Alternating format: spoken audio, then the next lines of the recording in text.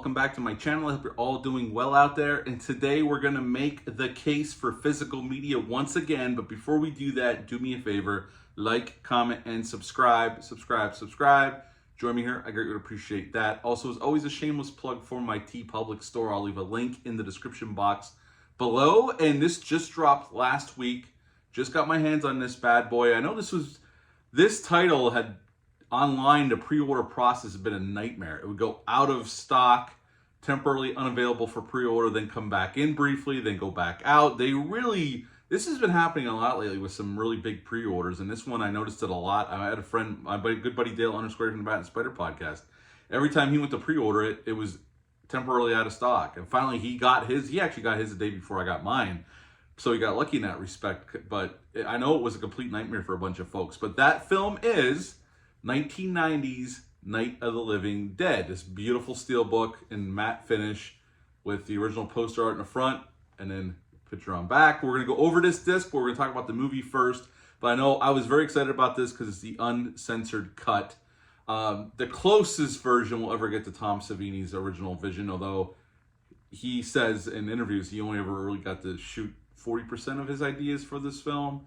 But Night of the Living Dead 1990 came out October 19th of 1998. It was rated R upon release. We'll talk about the unrated cut in this review because I watched it last night. It's an hour and 32 minutes long, had a budget of $4.2 million, and upon release, sadly, this was ignored upon release, only made $5.8 million. And considering this came out at Halloween time, it was a real shame that this was kind of ignored upon initial release. Now, this was directed by Tom Savini, longtime collaborator with the late, great George Romero, who came back to write the script and produce the movie. Although George was not on set that much, he was in Florida writing a little movie called The Dark Calf, an adaptation of a Stephen King book.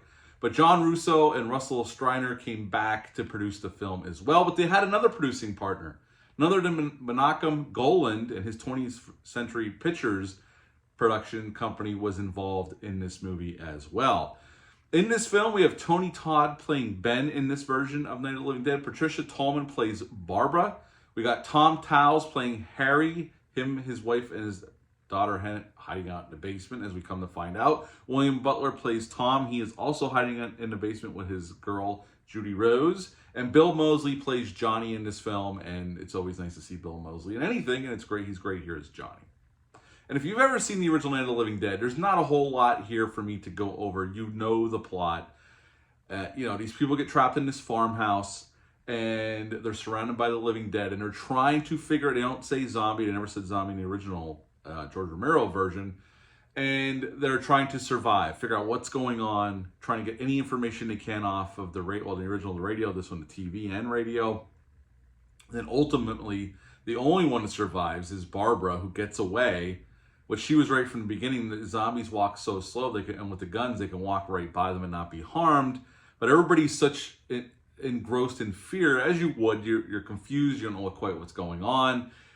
Even though Ben is fantastic as a character, as a human being, I mean, he really does care about Barbara and everybody else, except for Harry, because he comes off as a total dickhead. When Barbara catches up with these rednecks and local law enforcement going back and destroying the dead, they go back to the farmhouse, and Harry comes down from the attic, and she's the only one who really sees him, and he says, "Oh, you came back," and she shoots him in the head. I mean, Harry was not a great person. He was mean to his wife and a complete dick to Ben and the rest of them. But Barbara at the end of the day does commit murder. But this Night of the Living Dead, this version is a little different, but it follows the same template as the original film. So if you've seen the first one, you've seen this one in a way. It's just an updated version. And honestly, I've always liked this remake. I know for years it wasn't, people kind of just dismissed it. I know in recent times it's gotten reevaluated and people are digging it more, which is a good thing, I think. I think this is a really, really good horror remake. And considering Romero brought in Savini to direct this film, to make this Savini's first theatrical directorial debut, I mean, they stayed within the family, and everybody came back to work on this film. Now, they did have some new producers, and according to Savini, he did have problems when George wasn't on set with some of the other producers, getting things he wanted to put in the movie. They kept telling him he can't do that. They don't have time. They don't have money. So Savini definitely did have a rough time on this, plus he was going through a divorce. There's a great interview on this disc with Savini. He goes through all that, and we'll talk about that when we get onto the disc. I think the effects are really well done. John Volek came in to do the effects. Somebody Savini was very, very comfortable with. Had worked with Savini for years on different projects. I think all the makeup effects look great. Now, again, I think the cast here is fantastic, and it's a who's who of, horror actors. I mean, this was Tony Todd's first horror movie, but he would go on to be in many horror movies over the years. Patricia Tallman had already worked with Romero on Knight Riders, and I believe she was in a Tales from the Dark Side episode as well. And she knew Savini. She was friends with Tom Savini.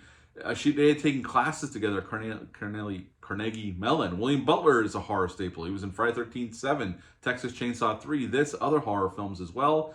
Bill Moseley's been in horror forever. So the cast is very capable here, and they all do really well. I think it's well paced. I don't really see much downside to this film other than it's a remake to a very classic movie. So on that, you could compare it to that, fine. But I think it can stand on its own 2 feet as an updated version of that film. And it was, again, made with the same folks that helped make the original film.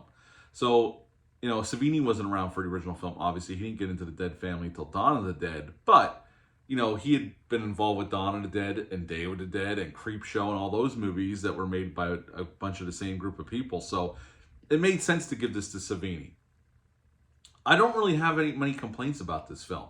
Now, let's get into the uncutness. Now, if you ever saw the old documentary about the making of the film on the old Blu-ray or on the old DVD, and then it got carried over to the Blu-ray, because I owned the one version of the Blu-ray, it didn't have the uncut version on it. You can see a lot of the footage that they re-put back in this film, like when Tom shoots the one zombie in the head with the shotgun and his head explodes.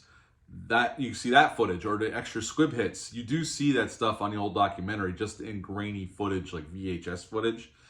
So they basically reinserted that stuff here. It's footage I've seen before. It's just reinserted here. And it's good to have the uncut version. It does give it a little bit more oomph, a little bit more carnage candy, as it were, as we would expect from a Romero-produced zombie film. They don't go crazy with the gore. It's not Dawn of the Dead or Day of the Dead levels of gore, but there's definitely more gore here than the theatrical cut. I mean, it's the stuff they had to cut to get the R rating, because the MPAA threatened to slap it with an X rating. So Savini was forced to cut this stuff out anyway. The one thing they did allow Savini to do, because he supervised the uncut version, was his original idea, and he's spoken about this for years. I mean, he was at a Carolina Fear Fest a couple of years ago, and he talked about this. And I know he's talked about this many times in interviews. He wanted to start the film off in black and white as an homage to the original film, and then slowly add up into color by the time they got to the farmhouse. They were allowed Savini to go in and do black and white in the beginning of the film, but it doesn't last quite as long as he originally intended. But I thought it was a cool choice. I actually really liked it. I prefer it that way now that I got to watch it that way. It's black and white up until the zombie attacks Barbara and Johnny in the cemetery. And then it just, instead of gradually going to color, it just instantly goes to color once the zombie attacks. But I dug that they let Savini do that. It was a really nice touch, and I appreciate it. At least Savini got to go back and do a little bit of putting the gore back in and doing the black and white stuff. I mean, he was never going to be able to do what he originally envisioned, because that would mean going back and reshooting footage to insert into the film, and they were never going to allow him to do that. But at least he got to do those small things. And this is probably the closest it's ever going to be to what Savini originally envisioned. So hats off to Sony allowing Tom Savini to come in and do that, and restoring this movie, which I really like this remake. I always have, since I saw it back in the early 90s when it hit video, and I saw it on TV, and I rented it from the video store. So I'm glad we're finally getting this, and we're going to talk about this disc right now. Now, in this, just a little show you, if you don't have this yet, the 4K disc is in here and the Blu-ray disc is in here, and the uncut version is on both discs. I know there was some confusion where people didn't think it was going to be on the Blu-ray disc, but the uncut version is on the Blu-ray disc as well. So you got the 2 discs in here, you got your code, and then some more artwork in here as well. I really like this steelbook.